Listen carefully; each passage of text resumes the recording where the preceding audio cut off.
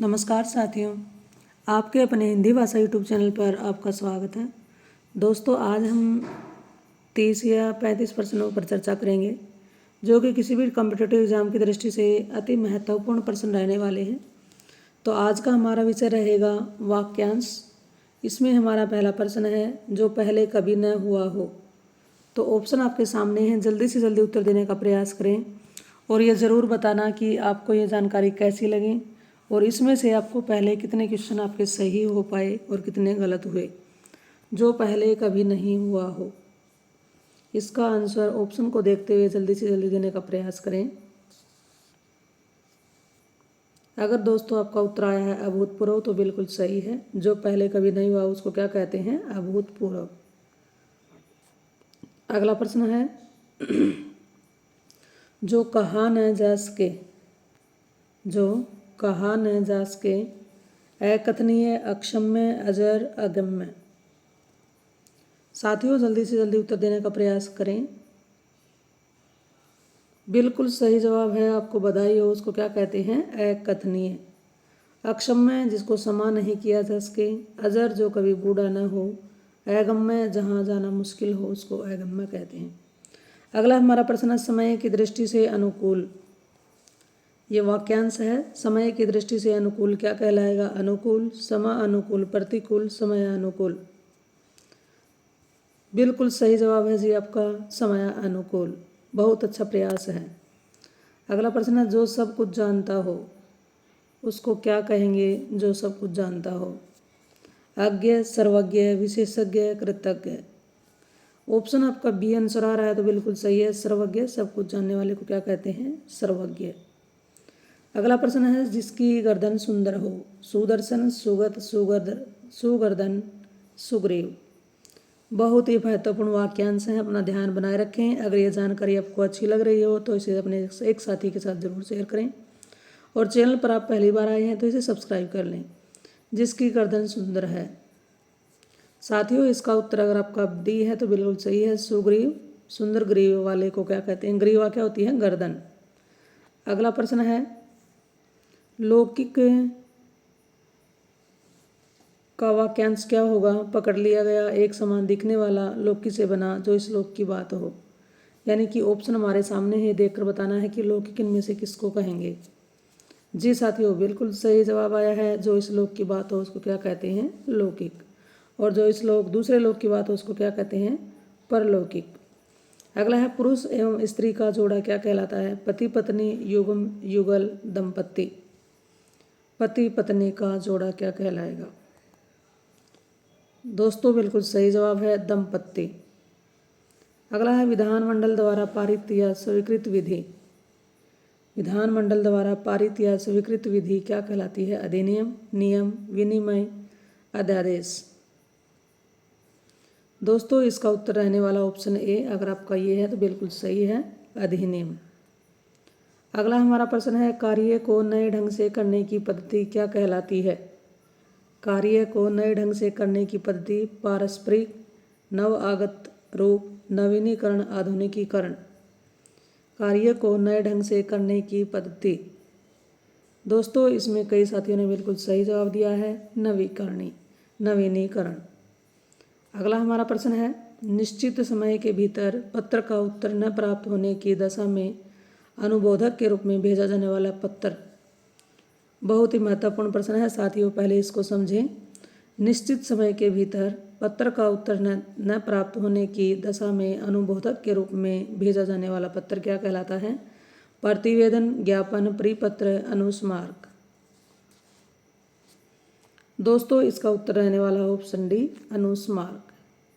अगला है, जिसने देश के साथ विश्वासघात किया हो। बागी, विश्वासघाती, देशद्रोही, विद्रोही। जिसने देश के साथ घात किया हो।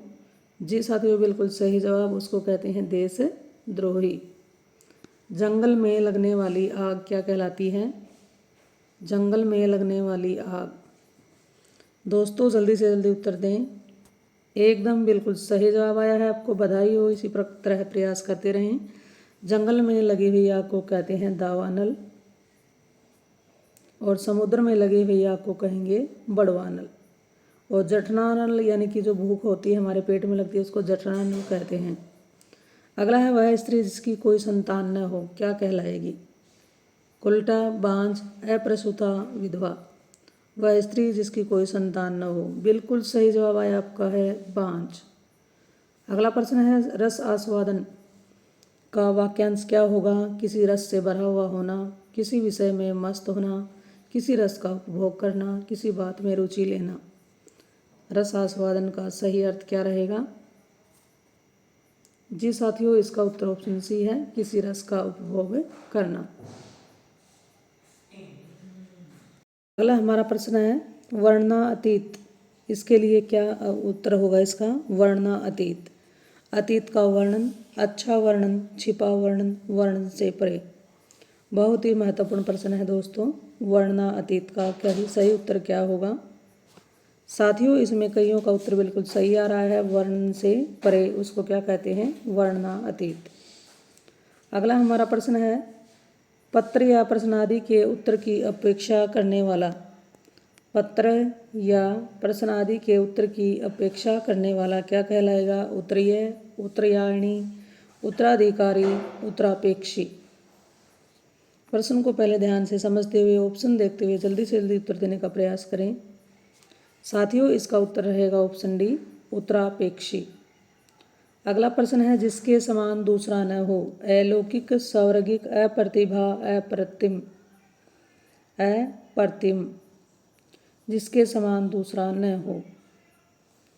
दोस्तों, इसमें भी कई साथियों ने उत्तर दिया है, बिल्कुल सही है, अप्रतिम।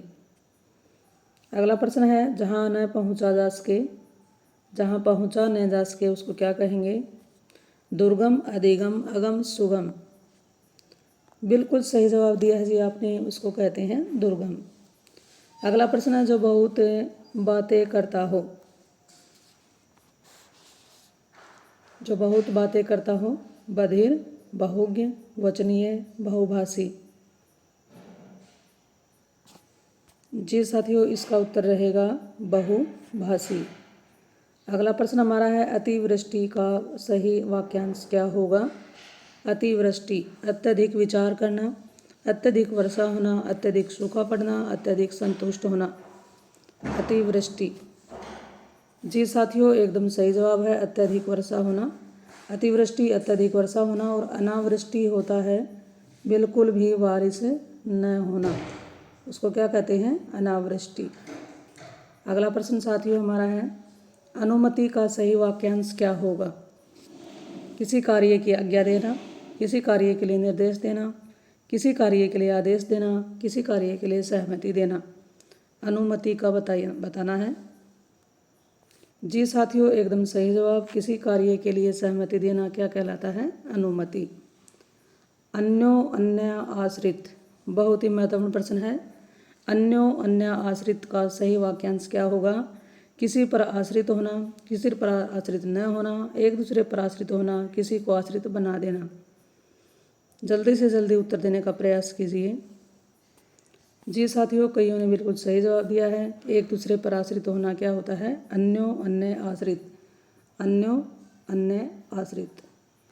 अगला हमारा प्रश्न है वह सायंकालीन बेला जब पशु वन से चरकर लौटते हैं। वह सायंकालीन बेला जब पशु वन से चरकर लौटते हैं क्या कहलाती है? गोधूली, सूर्यास्त, साय बेला, अपराह्न। बिल्कुल सही जवाब है साथियों, इसके लिए आपको बहुत बधाई हो, उसको कहते हैं गोधूली। अपराह्न दोपहर से पहले का, दोपहर के बाद के समय को अपराह्न कहते हैं।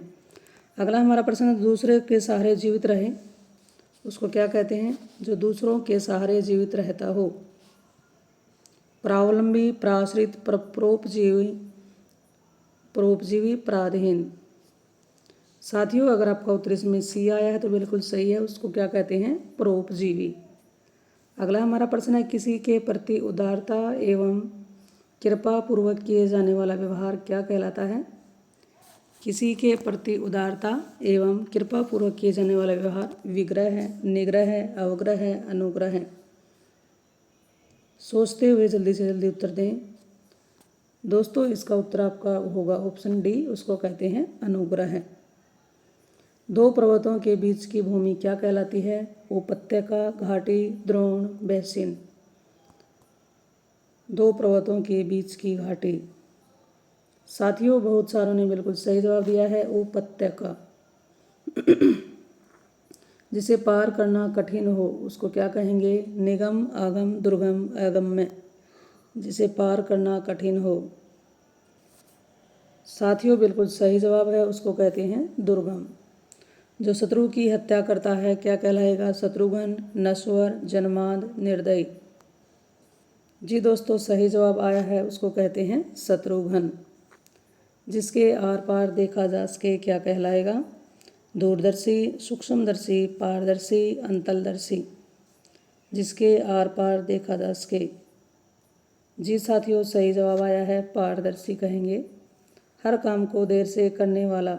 दीर्घदर्शी, अदूरदर्शी, विलंबी, दीर्घसूत्री। हर काम को देर से करने वाला क्या कहलाता है?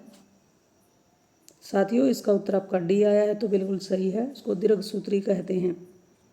अगला प्रश्न है, अनुशासनात्मक कार्यवाही की प्रक्रिया के फलस्वरूप पद से नीचे उतरना क्या कहलाएगा? प्रोन्नति, पदोन्नति, पदावधि, पदावंती।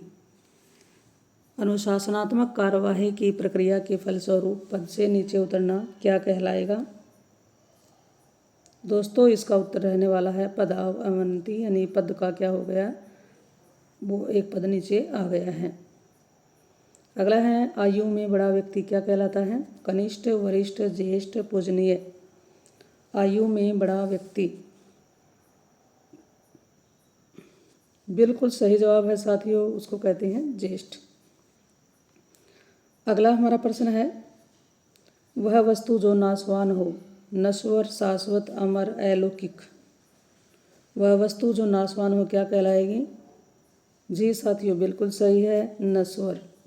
वह स्त्री जिसे पति ने त्याग दिया हो क्या कहलाती है? उल्टा, परकिया, परित्यक्ता, बांझ।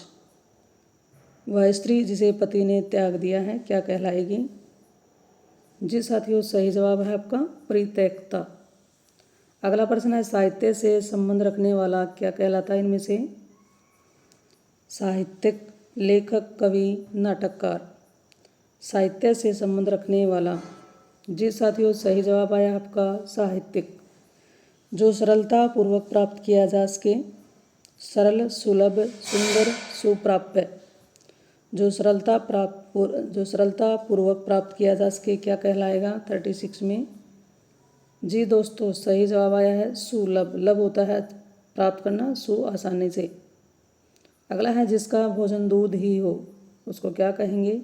शाकाहारी, द्रव्याहारी, दुग्धाहारी, मांसाहारी। जिसका भोजन दूध ही होता है। जी साथियों सही जवाब है आप सभी का, आपको बधाई हो, दुग्धाहारी। बिना घर का क्या कहलाता है? अनाथ, अनाहत, अनिकेत, अनिग्रह।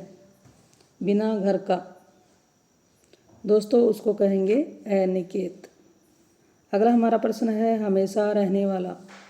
इस वीडियो का साथियों ये आखिरी प्रश्न है, तो इसका उत्तर आपको कमेंट में डालकर बताना है कि इसका सही उत्तर क्या होगा। हमेशा रहने वाला कहलाएगा शाश्वत, समसामयिक, प्राणदा, पार्थिव। तो साथियों ये आज हम 39 प्रश्नों पर चर्चा कर चुके हैं। ये जानकारी कैसी लगी तो ज़रूर बताना, और अच्छी लगी हो तो इसे अपने साथियों के साथ शेयर ज़रूर करें, और चैनल पर आप पहली बार आए हैं तो इसे सब्सक्राइब कर लें। फिर मिलते हैं ऐसी ही एक और नई वीडियो के साथ। थैंक्स।